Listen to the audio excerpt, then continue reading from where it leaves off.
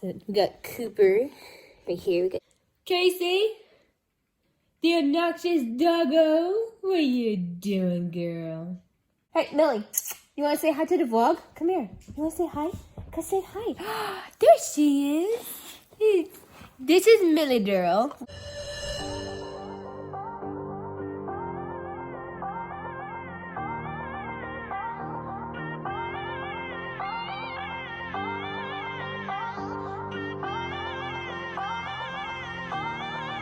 So I just got back from getting horse feed, and I looked on WPRA to look at my callback.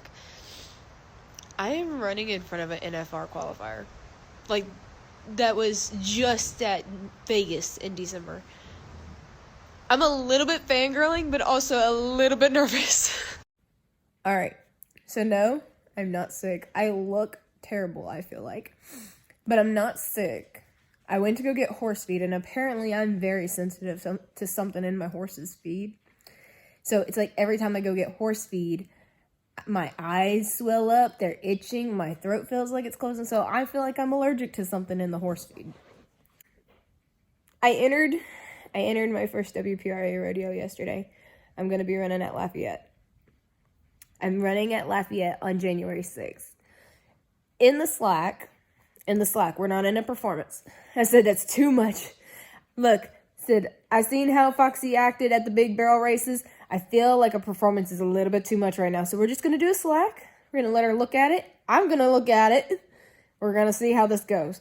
But running at Lafayette on January 6th, which is on Friday, I believe the first Friday of January. I just clicked on callbacks just so I could see where my position is. I'm running 12th out. And I was... Guys, I don't know if I'm just, like, not used to this or, like, what the whole situation is.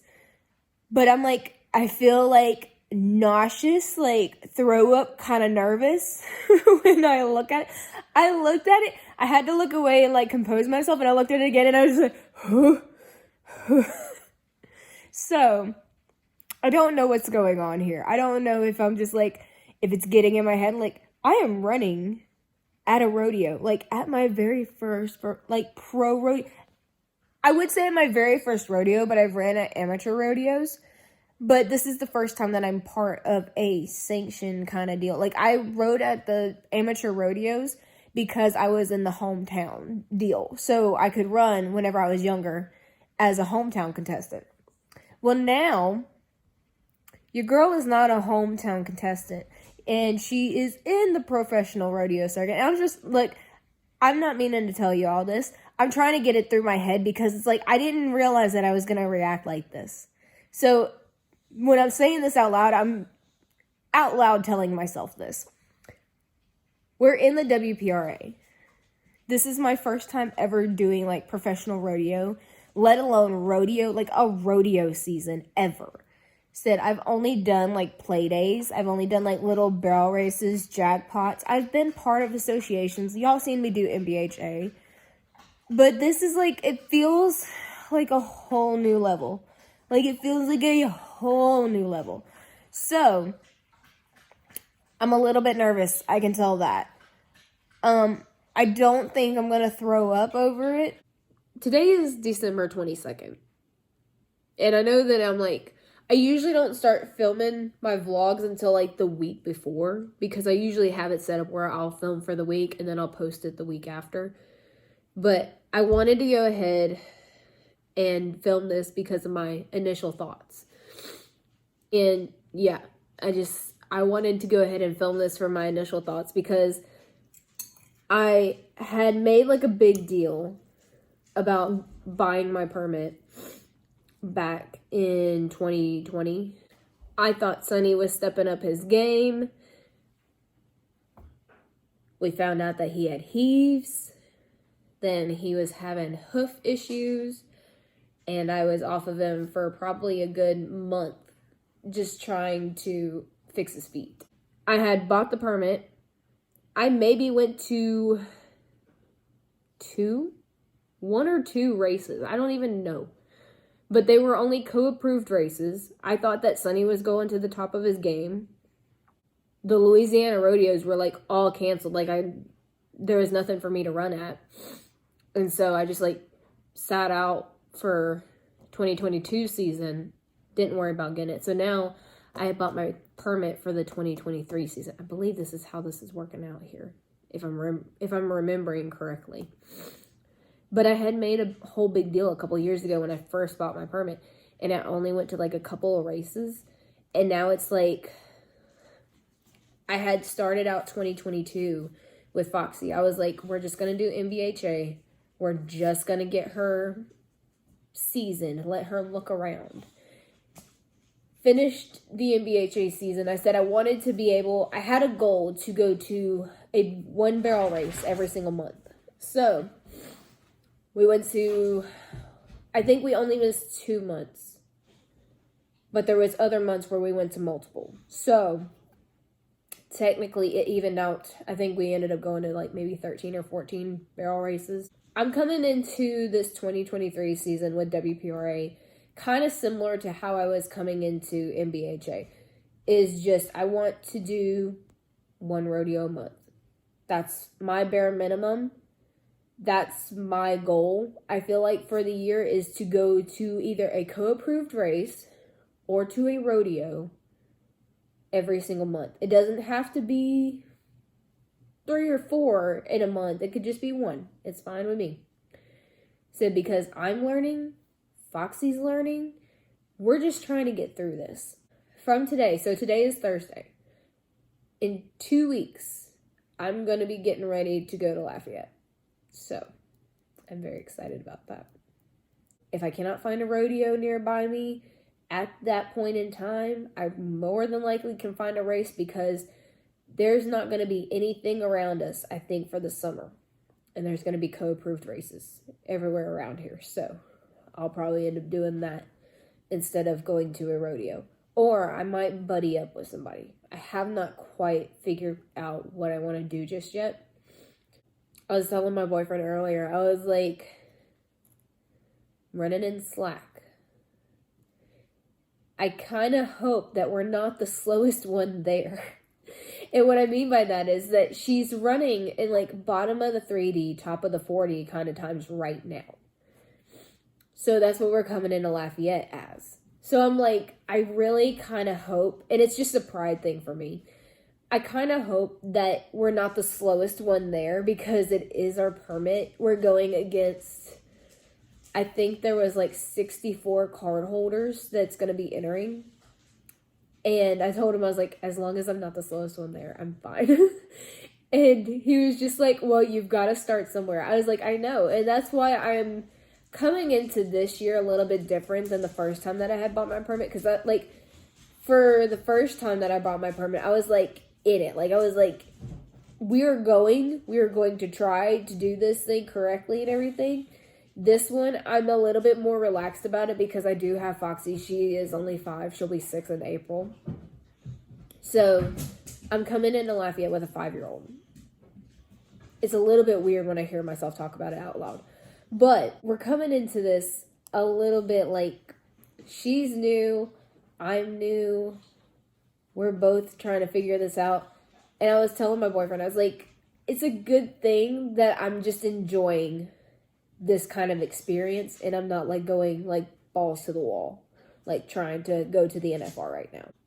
And he was like, just go and enjoy it.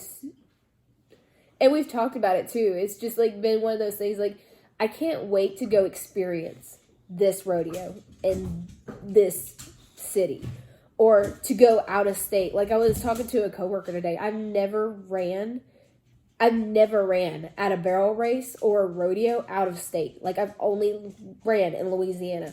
The one time that I was out of state was at a Martha Jersey clinic when I was like in 2005. So we're going to do Lafayette and just, there's a saying that I hear all the time about like horse training and stuff. And I've heard a couple like big names say it too. Like, if you don't make a big deal about something, then the horses won't make a big deal about it. Like, if you introduce something new to your horse and you don't make that big of a deal of it, like, if as long as you're not like easy, steady, like, if you stay calm and act like it's an everyday kind of deal, like they shouldn't respond like all crazy and everything. They should be like, okay, okay. So I'm treating this like a jackpot. I'm trying not to make a big deal out of it. We're going to go treat it like a Saturday morning, except for it's going to be on a Friday morning. I'm just going to get everything ready like it's going to be a jackpot coming up. We're going to leave in the morning. I'm going to give myself plenty of time, and we're going to see how it goes. And I'm just going to show up. We're just going to drive like a couple hours to go to a jackpot. It's slack. So it's like, I feel like everything's going to be laid back, except for she's going to see bulls, and she's going to see cows, and she's going to see other horses that are there for the broncs and stuff.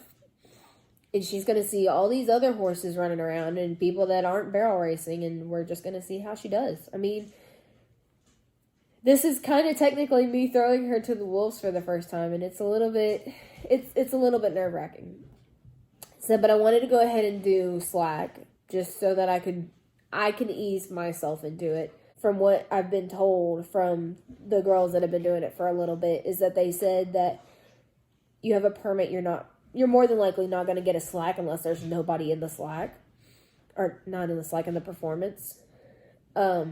Also, another thing to note, if you know that you're not going to get in the performance, go ahead and put your slack down as your first preference, because if you put down the slack as your first preference, you will be at the top of the list. So all these people that are going into performances to try to draw their luck in that performance, if they end up being drawn out to go to slack, then they get to the very bottom of the list. So they were explaining to me, they're like, if you need to get an early run in, if you just want to show up, do your run, and you can leave, basically is how that works out. They told me, they're like, get up at the top of the, like, do your first preference as slack. If you want to try to do a second preference, go ahead and do the performance or whatever that you want to do. You're more than likely not going to get it. But they explained to me that if you draw, like if your preference is slack, you will be at the top of the draw. A couple of years ago, I had did a vlog, I think it was in 2020. I think it was in 2020. And I watched Jackie Ganner and Angela Ganner, like her mom, and Tiani Schuster. And I even had Tiani like message me. She's like, hey, you have my video, do you? And I was like, yeah, like, this is exciting. And I'm running with Tiani Schuster. Like, I think she's a couple spots behind me. And I'm running with Margot Crowther. Like, she was just at the NFR. I think she won the Jerry Ann Taylor Award. Like, these big names. And I'm just like, I'm nervous about it, because it's like, I'm going to be seeing all these women that I've been like following for years, and I'm running with them.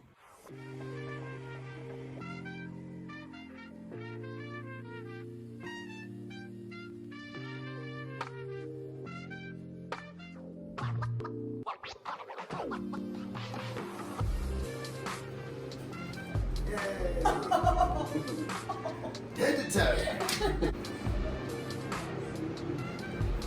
Hey. Oh my goodness. Very good. Very. I'm gonna try to adjust that ball and socket. Okay. There we go.